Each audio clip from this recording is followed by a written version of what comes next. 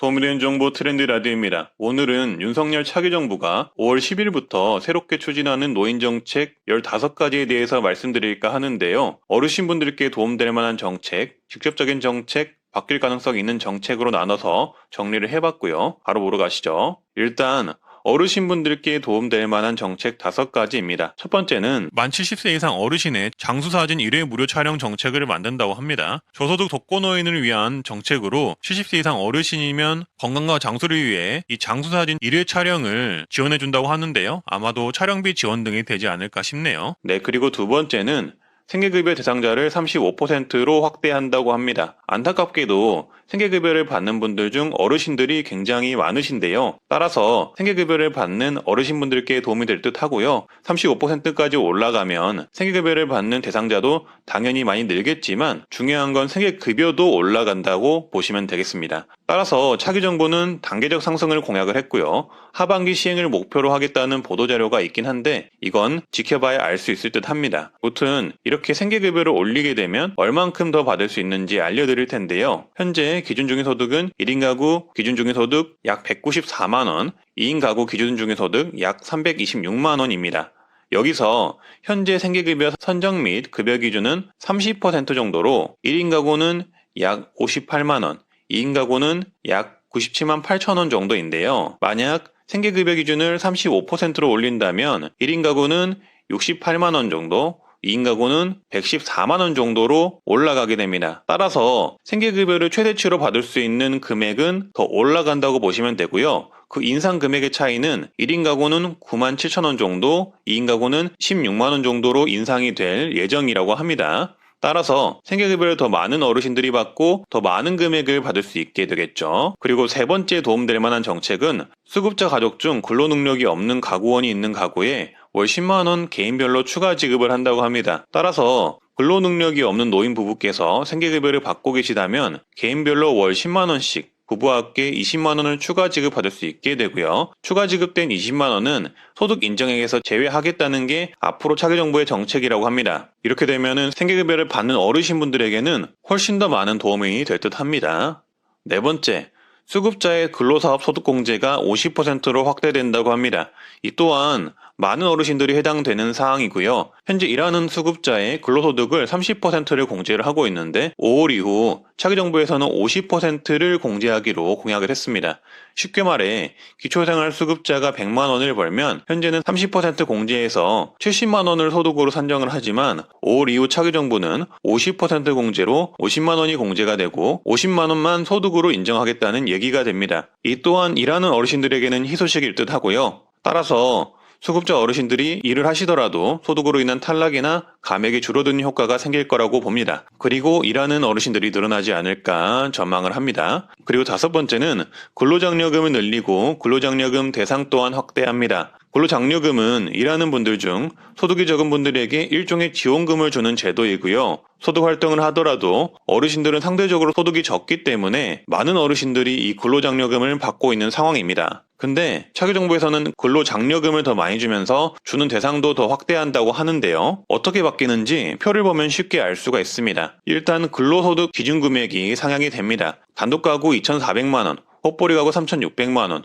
맞벌이 가구 4,320만원으로 확대가 되고요. 이 금액들 이하이시면 근로장려금을 받을 수 있게 된다고 합니다. 현재 기준과 비교해 봤을 때 더 많은 분들이 근로장려금을 받게 될 듯 하고요. 그리고 지급액 또한 상향이 되는데요. 최대 기준으로 단독가구 165만원까지, 부부가구 312만원까지, 맞벌이하고 330만원까지 상향이 됩니다. 지급액이 10%에서 20% 정도로 상향이 되기 때문에 윤석열 정부에서는 더 많은 근로장려금을 받을 수 있게 된다고 생각하시면 되겠습니다. 네, 다음은 직접적인 어르신 공약 8가지입니다. 먼저 첫 번째, 기초연금 1인당 40만원이 확정이 되었습니다.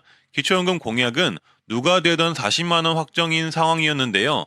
제20대 대통령 당선인의 공약인 만큼 임기 내에 기초연금 40만원을 지켜질 듯 합니다. 현재 당선인의 공약은 기초연금 1인당 10만원 증액, 부부 기준으로 따졌을 때 월 16만원 증액이고요. 단독가구 월 48만원, 부부가구 월 68만원이 될 예정입니다. 이 부분은 지켜질 듯 하고요. 앞으로 주목해야 할 건 이재명 후보는 부부감액 폐지 공약도 걸었는데요. 이런 상대편 공약도 수용을 할지, 이 부분은 지켜봐야 할 듯 싶습니다. 따라서 이렇게 기초연금 인상을 하게 되면 OECD 국가 중 노인 빈곤율이 굉장히 높은 우리나라에 노인 빈곤율을 5% 가까이 완화할 수 있게 된다고 합니다. 두 번째는 참전용사 기초연금 사각지대 해소를 위한 실질적 보상대책 마련을 한다고 합니다. 쉽게 말해 참전용사분들이 기초연금을 받을 수 있도록 돕겠다는 건데요. 무조건 모두에게 지급하겠다 이런 내용은 아니고요. 보훈급여금을 기초연금 지급 여부와 관련된 소득 인정액에서 제외를 하겠다고 합니다. 즉, 기초연금 선정을 할 때 보훈급여금은 소득으로 포함시키지 않겠다 이 말로 해석이 되는데요. 그러면 아무래도 기초연금 수급자가 되는데 조금 더 도움이 되겠죠. 그리고 추가로 중복지급 금지 또한 삭제를 한다고 합니다. 세 번째는 당뇨병 환자를 위한 내용인데요. 거의 모든 연령대에 해당이 되고요. 특히 어르신분들이 많이 혜택을 보실 듯 합니다. 당뇨 환자들에게 연속 혈당 측정기 건강보험 지원을 한다고 합니다. 따라서 당뇨병 환자의 비용 부담을 경감시켜준다고 하니 참고해 주시고요. 네 번째는 어르신 골다공증, 우울증 국가 건강검진을 확대를 합니다. 현재 골다공증 무료검진을 만 54세 여성, 만 66세 여성에게 지원을 하고 있는데요. 여기에 추가로 만 60세 여성과 만 72세 여성에게도 골다공증 무료검진을 지원을 한다고 합니다. 그러면 여성분들은 약 4회 정도 골다공증 무료검진을 받을 수 있게 되겠네요. 그리고 우울증 국가검진을 50세 이후 5년 주기로 강화를 한다고 합니다. 그리고 다섯 번째는 퇴직 소득세 폐지를 합니다. 은퇴를 앞두고 계시거나 은퇴 후 다른 일을 하시는 분들이 있으실 텐데요. 앞으로 퇴직금 5천만 원 이하에는 소득세를 부과하지 않는다고 하고요. 약 95%가 이 혜택을 볼 듯합니다. 그리고 여섯 번째는 어르신 건강 증진 여가 활동 프로그램 확충을 한다고 합니다. 어르신 여가를 위해 다양한 프로그램을 마련한다고 하는데요. 국민체육센터에 탁구, 배드민턴 등 시니어 친화형 스포츠 종목 확대, 바둑 체스 등 인지케어 스포츠 노화 방지 프로그램, 작은 영화관, 카페, 취미교실 등 여가 프로그램을 지원을 한다고 합니다. 그리고 일곱 번째 또한 중요한데요. 일곱 번째는 만 65세 이상이시면 대상포진 예방접종을 실시를 한다고 합니다. 지금 현재 상황으로서는 각 지자체가 무료로 해주는 곳도 있고 할인을 해주는 곳도 있고 그런데요. 만약에 이 공약이 실천이 되면 국가적으로 일괄 무료로 실시를 해준다고 하니까 이 부분도 만 65세 이상이시면 참고를 해주시고요. 대상포진 예방접종은 비용이 약 10만원에서 20만원 든다고 하니까 이 부분을 아낄 수가 있으시겠네요. 그리고 여덟 번째는 요양 간병 관련 지원이 확대가 된다고 합니다. 환자 특성별 맞춤형 간병 지원을 통한 간병비 절반 감소, 가족 돌봄 휴가를 늘려 간병 때문에 간병 실직해야 하는 문제를 해소하고 요양 간병 관련 정보 부족을 해소하고 치매 사전 관리 프로그램 등 개발을 한다고 합니다. 그리고 다음은 바뀔 가능성 높은 정책들 두 가지인데요. 아홉 번째는 부양 의무자 전면 폐지가 논의가 될 수 있습니다. 현재 부양 의무자 기준이 많이 완화가 되었긴 하지만 전면 폐지는 아닌 상황인데요. 안철수 후보가 이번 대선 때 이 전면 폐지 공약을 내걸었습니다. 근데 안철수 후보가 이번 차기 정부에 참여가 예상이 되는 만큼 공약도 수용될 가능성이 있는데요. 만약 수용이 된다면 부양 의무자 기준은 점차 폐지 방향으로 가지 않을까 싶고요. 그리고 마지막으로는 손주 돌봄 수당이 있는데요. 요 내용 또한 안철수 후보의 공약이었고요. 어르신들이 손주를 돌보면은 돌보는 아이 한 명당 매달 20만 원을 지원을 하자 이 내용입니다. 만약 이런 공약 차기 정부에 수용이 된다면 시행 가능성이 있을 듯 합니다. 네, 오늘은 이렇게 어르신들에게 도움될 만한 윤석열 정부 정책 15가지를 말씀드려봤는데요. 조금이라도 도움이 되셨으면 하고요.